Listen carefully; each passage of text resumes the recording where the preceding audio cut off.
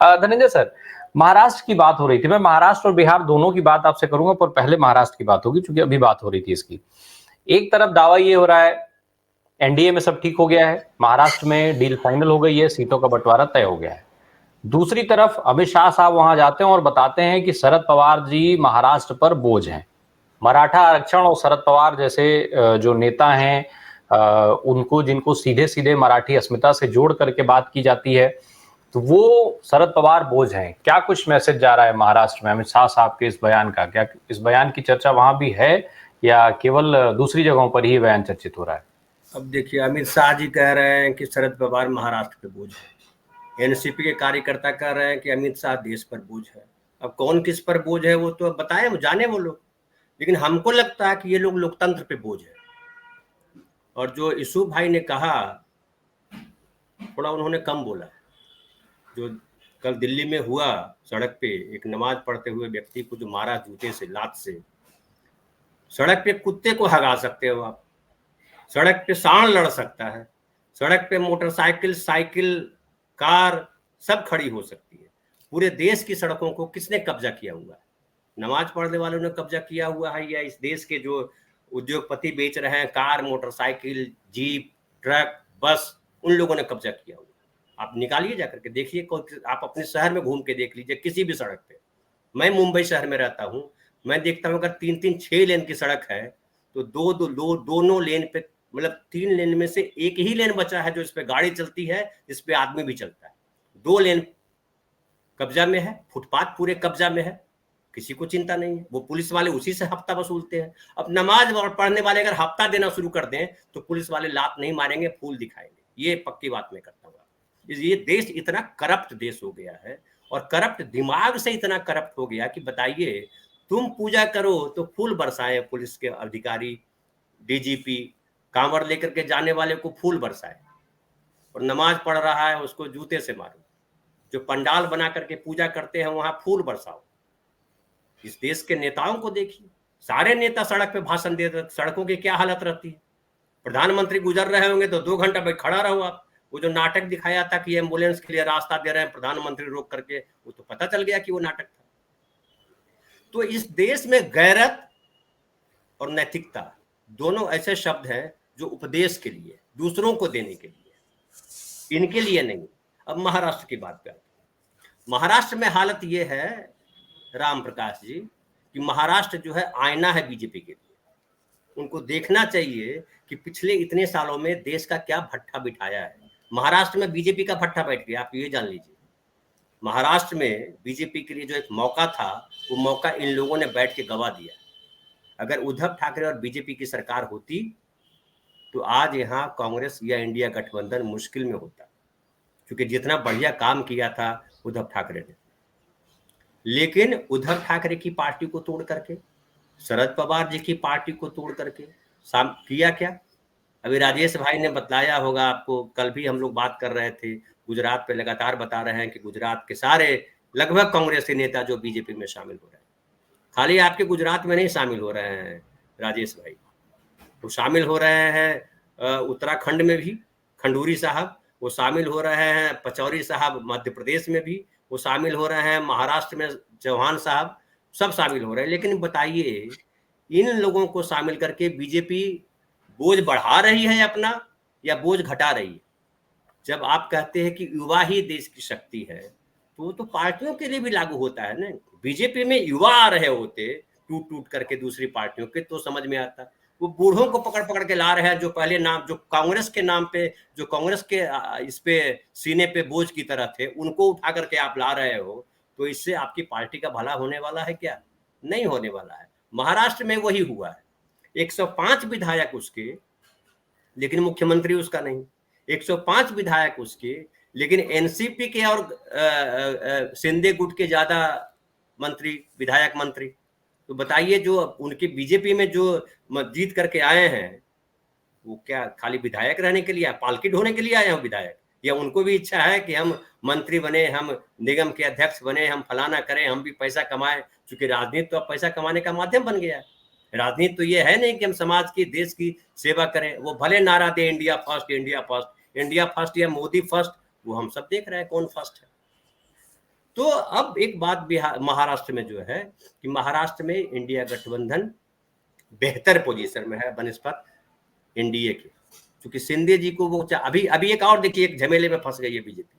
BJP का झमेला ये है कि उसको लग रहा है कि ये आखिरी मौका है बीजेपी के लिए चरमोत्कर्ष पे पहुंचने का, क्योंकि मोदी जी खुद जो हो गए हैं 73 साल के, मार्गदर्शक मंडल में तो 2 साल के बाद बैठ जाएंगे, भले मार्गदर्शक मंडल की उम्र बढ़ा दे, वो 85 कर दे। लेकिन अब लग रहा है बीजेपी के नेताओं को कि मोदी जी अगर गए तो बीजेपी बिखर जाएगा ताश के पत्ते की तरह, ये इनको पता है। तो उनको लगता है कि ये एक लास्ट मौका है, इस बार जो अचीव करना है अचीव कर लो, इसलिए हर जगह कम सीटें दे रहे हैं अपने लोगों को, ज्यादा सीटें चाह रहे हैं खुद को। महाराष्ट्र में भी वही चाह रहे हैं, वो चाह रहे हैं 32 सीटों पर लड़े, और जो शिंदे है उसको चाह रहे हैं 9 सीट पे 10 सीट पे निपटा दे। अब उनके 13 सांसद हैं, 9 सीट पे कैसे ले वो। एनसीपी वाले चाह रहे हैं, अजित पवार वो भी चाह रहे हैं कि हमारे जो है चूंकि इतने विधायक हैं उनमें से कुछ लड़ना चाहते हैं और ये होना चाहते हैं, तो हमको सांसद 5 सीट दे दो, 7 सीट दे दो। अब उसी में अटका हुआ है। सेम कंडीशन बिहार में, सेम पोजीशन बिहार में। बिहार में क्या है, नीतीश जी के आने से पहले बड़ा कंफर्टेबल था इंडिया गठबंधन, जितना सीट चाहो लड़ रहो। लेकिन अब नीतीश कुमार के आने के बाद टेंशन हो गया। टेंशन किसको हो गया है? चिराग पासवान को हो गया है, टेंशन हो गया है उपेंद्र कुशवाहा को हो गया है, टेंशन मांझी जी को हो गया है। तो अब सबको टेंशन हो गया, तो नीतीश कुमार को अब हटाओ। तो नीतीश कुमार को तो हटा नहीं सकते, उनको लगता है कि नीतीश कुमार की बैसाखी के बिना हम चल नहीं पाएंगे। वो जो मुरेठा बांध करके डिप्टी चीफ मिनिस्टर उनके बैठे थे, वो क्या कर रहे हैं अभी आपने देखा ना, आपने देखा होगा कि नरेंद्र मोदी जी वहां गए हुए थे तो नीतीश कुमार भी माला पहनाने के लिए पकड़ लिए। उन्होंने देखा होगा वीडियो राजनाथ जी का कि राजनाथ जी की कितनी बेइज्जती हुई, तो इसलिए वो माला पहनने के बजाय पहनाने लगे। लेकिन नरेंद्र मोदी जी ने उनको हाथ खींचा कि अरे आप पहनाने वाले में कहा, आप तो पहनने वालों में। और दोनों डिप्टी चीफ मिनिस्टर जो सुबह शाम रात दोपहर अंधरिया मतलब 2 बजे रात में भी जागते होंगे, वो लोग तो नीतीश कुमार को गाली देते होंगे उस वक्त जब वो अलग थे। तो वो माला पहना रहे हैं दोनों डिप्टी चीफ मिनिस्टर। जिसने मुरेठा बांधा था कि हम नीतीश कुमार को मुख्यमंत्री पद से उतार के रहेंगे, वो प्रधानमंत्री के साथ माला पहना रहा है। वो डिप्टी प्राइम मिनिस्टर थोड़े थे, वो तो बिहार के मुख्यमंत्री थे जिनको उतारना था गद्दी से। तो इतनी लानत मलानत होने के बाद भी अभी देखिए एक और घटना बताऊं आपको। जब ये भाई साहब ने कहा, यूसुफ भाई ने अच्छा छेड़ दिया, मुझे फैला दिया जरा सा, कि अब बंगाल में जो है, बंगाल में भाई साहब एक इसके पहले बाबुल सुप्रियो एक सांसद हुआ करते थे, मंत्री भी थे, गायक बड़े अच्छे थे, उन्होंने इस्तीफा दे दिया, विधायक बन गए, अभी मंत्री हैं उनके सरकार में। और जो संदेश खाली की बात कही, संदेश खाली पे मैंने 3 वीडियो किए। संदेश खाली जो है इनका केवल बैलून है, हवा भरा हुआ। जो रेप कांड बता रहे हैं कि महिलाओं के साथ पता नहीं क्या हो गया, किधर एफआईआर दर्ज है? एफआईआर तो बताओ, उसको अंदर करो अगर रेप किया है तो। वो कार्रवाई अगर कर रही है तो ममता बनर्जी कर रही है। और ये जो है केवल ये जो कुमार हेम्ब्रम की बात आपने कही है, खाली यही नहीं है, अलीपुरद्वार वाले भी है, उसके अलावा कई सांसद हैं जो भागना चाह रहे हैं, इसलिए कि उनकी हार निश्चित है, उनकी बातें नहीं सुनी गई। हमारे पश्चिम बंगाल के एक जो है साथी है जो हमारे चैनल पे अक्सर आते हैं, वो बता रहे थे कि बंगाल में इस बार बीजेपी की बुरी स्थिति है, क्योंकि बंगाल में बीजेपी की है नहीं, एंटी ममता वोट जो है वो चला गया उनके पास। और एंटी ममता वोट जाने में सीपीएम का भी बड़ा रोल रहा। सीपीएम वालों ने भी कह दिया कि अब बीजेपी को वोट दो। अब उनको लगा है कि अरे ये तो गड़बड़ हो रहा है। तो कुल मिलाकर के जो स्थिति है, सब लोग कांग्रेस को कमजोर करके, जो उनके साथ गठबंधन में भी लोग हैं, कांग्रेस को कमजोर करके मजबूत बनना चाहते हैं। बीजेपी कांग्रेस को कमजोर करके मजबूत बनना चाहती है। लेकिन फिर सवाल उठता है कि आम आदमी क्या देख रहा है? उसको भी तो दिखता होगा, ठीक है, उसको कम समझ में आता है, उसको नहीं समझ में आता है, वो टीवी चैनलों के गटर मीडिया के डिबेट में फंस जाता है। लेकिन उसके साथ जो हो रहा है वो तो भी तो सुनता है कहीं से। अब व्हाट्सएप पे वो भी आने लगा है कि उस समय तो 450 रुपए का सिलेंडर था, अभी ये 1100 का सिलेंडर हो गया, महंगाई बढ़ी कि घटी, वो भी पूछ रहा है। तो ये सारे सवाल हैं। और 5 किलो अनाज और बदले में कितना टैक्स, स्टेट गवर्नमेंट की जो हालत है, स्टेट गवर्नमेंट की हालत क्या कर दी है? ऐसा लग रहा है इस देश में एक ही आदमी काम कर रहा है, उनका नाम है नरेंद्र मोदी जी। उसके अलावा कोई, सब निकम्मा है। जितने स्टेट के चीफ मिनिस्टर हैं सब निकम्मे हैं। वहाँ ट्रेन को झंडी दिखा रहे हैं, वहाँ प्लेन को झंडा दिखा रहे हैं, वहाँ पे फलाना कर रहे हैं, वहाँ ठिकाना कर रहे हैं। और कर्नाटक सरकार, आपने कुछ दिन पहले याद होगा, कर्नाटक सरकार, तमिलनाडु सरकार, केरल सरकार अपने हिस्से का जीएसटी का पैसा मांगने आती है दिल्ली, धरना देना पड़ता है। पूरे देश की यही हालत है जहाँ सरकारें हैं। राज्य सरकारें हैं दूसरी पार्टियों की, इनकी अपनी पार्टी वाले तो नहीं बोलते हैं, लेकिन दूसरी पार्टी के मुख्यमंत्री के पास पैसा रहेगा तब ना। और ये भी जान लीजिए कि जितने भी प्रोजेक्ट केंद्र सरकार भेजती है स्टेटों में, वो स्टेट गवर्नमेंट का भी 40% उसमें शेयर होता है।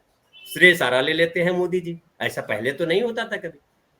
तो आप मीडिया की सवारी करके, जिसको मैं गटर गोदी मीडिया, सॉरी ऋषभ भाई, मैं उसको गटर गोदी मीडिया नहीं बोलता। गोदी तो बड़ी अच्छी जगह है, जहां माँ की गोद, जहां बड़े होने के बाद भी अभी भी मेरी माँ है, मैं माँ की गोद में अपना सर रखता हूँ तो बड़ा सुकून मिलता है।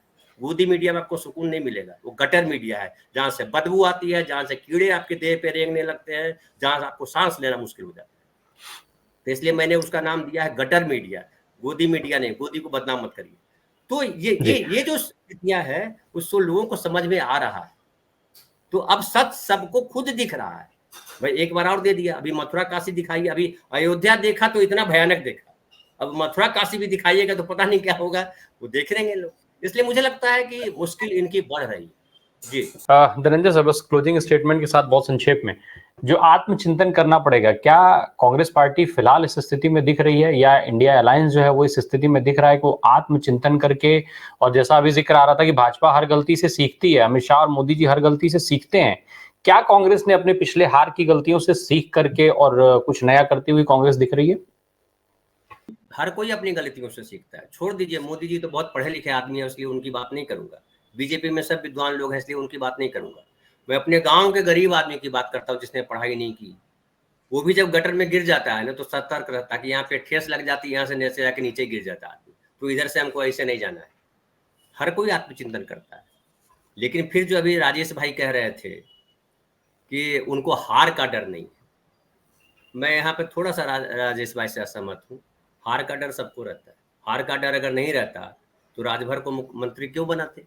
हार का डर नहीं होता तो क्यों जो है बीजेपी के लोग जो है कांग्रेस के नेताओं को माला पहना रहे होते? वो हार का ही डर है। और वो डर ये है, उनको ये लगता है कि हम जो काम हमें करना था वो हमने किया नहीं है। अब गुजरात की स्थिति थोड़ी सी अलग है। गुजरात की स्थिति एक तो गुजरात में पुराना है, मध्य प्रदेश, गुजरात, राजस्थान, ये 3 प्रदेश देश में ऐसे महान प्रदेश हैं जिनकी स्थिति बाकी देश के हिस्सों से अलग है। बिहार में कहाँ वही बीजेपी आत्मचिंतन करके, वहां भी जादू चल जाना चाहिए था, नहीं चला। एक बार सरकार नहीं बना पाए। महाराष्ट्र में सरकार नहीं बना पा रहे हैं। दक्षिण राज्य तो छोड़ दीजिए, केरल, और उनके लिए तो केरल जो है वो नाको चने चबाने के भी आगे कोई मुहावरा है तो वो ढूंढ के लाइए और उन पर चस्पा कीजिए। लेकिन बिहार में क्या हुआ भाई? महाराष्ट्र में क्या हो रहा है? महाराष्ट्र में तो आप तब से हो, लेकिन आपको बाला साहब ठाकरे की बैसाखी पकड़नी पड़ी। आज भी उद्धव ठाकरे ने, कल भी उद्धव ठाकरे ने कहा, मैं तो कई बार प्रोग्राम में कह चुका हूं, क्योंकि मैं जानता हूं, बाला साहब ठाकरे के साथ बहुत बार बैठ चुका हूं, तो मुझे पता है कि भाई आप जो है, आपको बचाया था उन्होंने, आपने बदले में क्या किया? तो जैसी करनी वैसी बातें तो होता है, देर हो सवेर हो, होता है।